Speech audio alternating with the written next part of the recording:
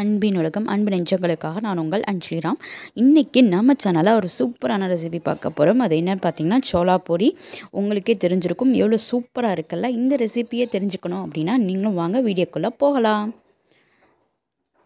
First அதுக்கு ஒரு கிண்ணத்தில் மைதா மாவு எடுத்துக்கோங்க. நாங்கள் இன்றைக்கி எடுத்துக்கிற அளவு பார்த்திங்கன்னா ஒரு 1/2 kg மைதா மாவு எடுத்துக்கிறோம்.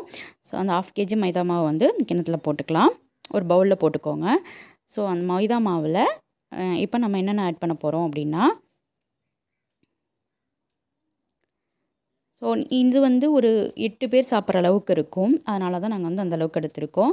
இது கூடவே நம்ம ரவை ஆட் பண்ணணும். ரவை பார்த்திங்கன்னா ஒரு 1/2 kgக்கு ஒரு 4 டேபிள் ஸ்பூன் அளவுக்கு ரவை ஆட் பண்ணிக்கோங்க. கரெக்டாக இருக்கும். அவ்வளோதான். ஸோ 2 பிடி ரவை போட்டிருக்காங்க. ஸோ அது ரெண்டுத்தையுமே நல்லா நம்ம போட்டு மிக்ஸ் பண்ணிக்கலாம். நல்லா மிக்ஸ் பண்ணி விட்டுருங்க. ரவை அதிகமாக போகக்கூடாது. அதிகமாக போயிடுச்சு அப்படின்னா நம்மளோட பூரி ஹார்ட் ஆகிடும். ஸோ கொஞ்சம் மீடியமாக போட்டுக்கோங்க. ஒரு 2லேருந்து 2 டேபிள் ஸ்பூன் போட்டுக்கோங்க. தேவையான அளவு உப்பு சேர்த்துக்கிறோம். அப்புறம் ஜீனி சேர்த்துக்கோங்க. உப்பு தேவையான அளவு போட்டுக்கோங்க. ஜீனி ஒரு 2 டீஸ்பூன் அளவுக்கு ஜீனி சேர்த்துக்கோங்க. ஜீனி சேர்த்தா தான் அந்த ஸ்வீட்னஸும் ப்ளஸ் அந்த கலரும் நமக்கு கிடைக்கும். ஸோ அதனால் மறக்காமல் ஜீனி ஆட் பண்ணிக்கணும். ஸோ ஜீனி சேர்த்தாச்சு. எல்லாத்தையுமே நல்லா மிக்ஸ் பண்ணி விட்டுருங்க. மிக்ஸ் பண்ணி விட்டுட்டு அடுத்தது நம்ம என்ன ஆட் பண்ண போகிறோம் அப்படின்னு பார்த்தீங்கன்னா, முக்கியமான இன்க்ரீடியன்ஸான தயிர் ஆட் பண்ண போகிறோம். ஸோ இந்த தயிர் சேர்க்கும் போது தான் நமக்கு நல்ல பூரி சாஃப்டாக வரும். இப்போ தயிர் பார்த்திங்கன்னா ஒரு 2 டேபிள் ஸ்பூன் அளவுக்கு தயிர் ஆட் பண்ணிக்கோங்க. நல்ல கெட்டியான தயிரை ஆட் பண்ணிக்கோங்க. ஸோ இந்த தயிர் ஆட் பண்ணி தயிர் கூடவே நம்ம என்ன பண்ண போகிறோம் அப்படின்னா பால் ஆட் பண்ணிக்கிறோம். காய்ச்சி ஆற வச்ச பாலாக இருக்கட்டும், அந்த பாலை ஆட் பண்ணிக்கோங்க. ப்ளஸ் ஒரு 2 டீஸ்பூன் அளவுக்கு எண்ணெய். ஸோ இது எல்லாத்தையுமே ஆட் பண்ணி நம்ம நல்லா மிக்ஸ் பண்ண போகிறோம்.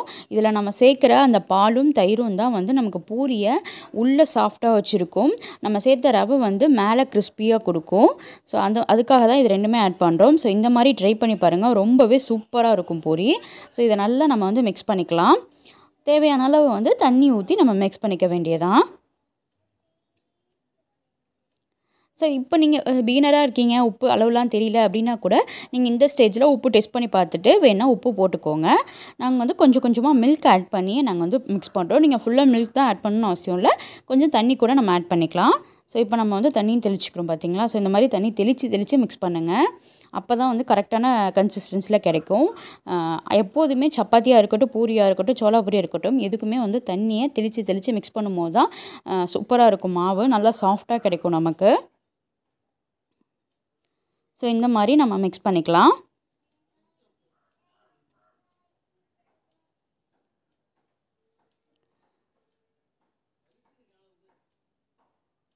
இப்போ பார்த்தீங்க அப்படின்னா நம்ம மிக்ஸ் பண்ணி இது பாருங்கள், பதம் சூப்பராக வந்துச்சு பாருங்கள். இந்த மாதிரி சாஃப்டாக இருக்கணும்.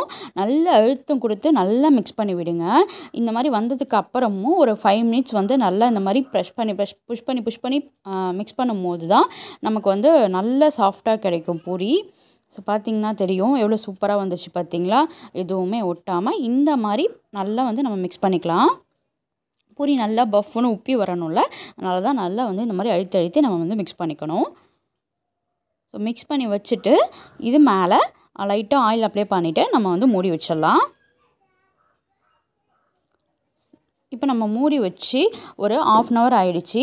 மினிமம் ஒரு 1/2 hour டைம் கொடுக்கணும். ஏன்னா அப்போ தான் அதில் போட்டிருக்க ரவை நல்லா மிக்ஸ் ஆகும், நல்லா ஊறும்.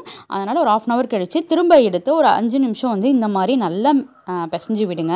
அப்போ தான் அது இன்னும் கொஞ்சம் நல்லாயிருக்கும். இப்போ நம்ம அதை நமக்கு பூரி சைஸ் எவ்வளவோ அதுக்கு தகுந்த மாதிரி நம்ம பாலாக பண்ணிக்கலாம். ஸோ இப்போ பாருங்கள், இந்த மாதிரி எடுத்து நம்ம பால் பண்ணும்போது எந்த கிராக்ஸுமே இல்லாமல் சூப்பராக இருக்கும். ஸோ நீங்கள் இதோட குட்டியாக போட்டுக்கலாம், இல்லை இதோட பெருசாக போட்டுக்கலாம், அது நம்ம இஷ்டம். ஸோ நாங்கள் இந்த மாதிரி பால் பண்ணி வச்சுக்கலாம் ஃபஸ்ட்டு எல்லாத்தையுமே. ஸோ வச்சாச்சு. இப்போ என்ன பண்ணணும் அப்படின்னா கொஞ்சோண்டு மைதா மாவு தான் வச்சுருக்கோம். ஸோ மைதா மாவாலே டஸ்ட் பண்ணுங்கள். நம்ம கோதுமை மாவு போடும்போது பார்த்திங்கன்னா மேலே கொஞ்சம் கருப்பாக இருக்க மாதிரி இருக்கும். அதனால் மைதா மாவுலேயே தொட்டுட்டு இந்த மாதிரி நம்ம தேய்ச்சிக்க வேண்டியதான். சப்பாத்தியெல்லாம் தேய்க்கிறோம்ல அதே மாதிரி தேய்ச்சிக்க வேண்டியதான்.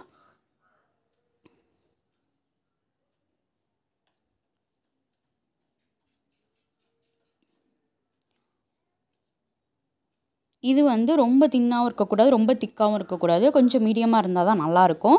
நம்ம பூரிக்கு போடுவோம்ல, பூரியை விட கொஞ்சம் தின்னாக இருந்தால் இன்னும் நல்லாயிருக்கும். ஸோ பாருங்கள், நான் வந்து காமிக்கிறேன் பாருங்கள் எந்த அளவுக்கு இருக்கணும் அப்படிங்கிறத.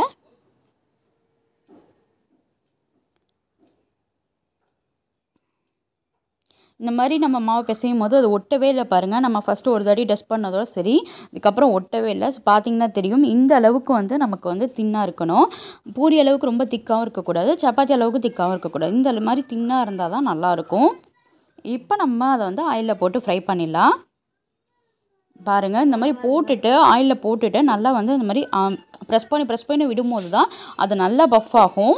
ஸோ பார்த்தீங்கனாலே தெரியும் உங்களுக்கு எவ்வளோ சூப்பராக வருதில்ல. இதுவே வந்து அந்த கடாய் பெருசுக்கு வந்து பூரி வந்துடுச்சு. ஸோ அந்த அளவுக்கு இருக்குது.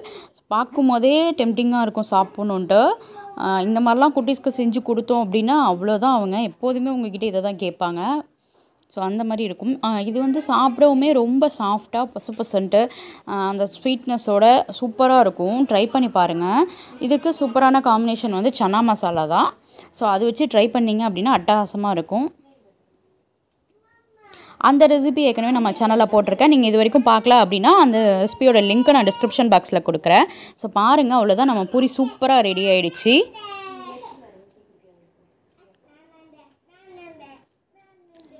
அவ்வளோதான், ரொம்பவே சூப்பரான டேஸ்டியாக அதே சமயத்தில் கிறிஸ்பியாகவும் சாஃப்டாகவும் இருக்கிற மாதிரி சூப்பரான சோலா பூரி ரெடி ஆகிடுச்சு. இந்த ரெசிபியை ட்ரை பண்ணி பாருங்கள். உங்களுக்கு பிடிச்சிருந்தா எங்கள் சேனலை லைக் பண்ணுங்கள், கமெண்ட் பண்ணுங்கள், மறக்காமல் சப்ஸ்கிரைப் பண்ணுங்கள். இன்னொரு டேஸ்டியான ரெசிபியில் சந்திப்போம்.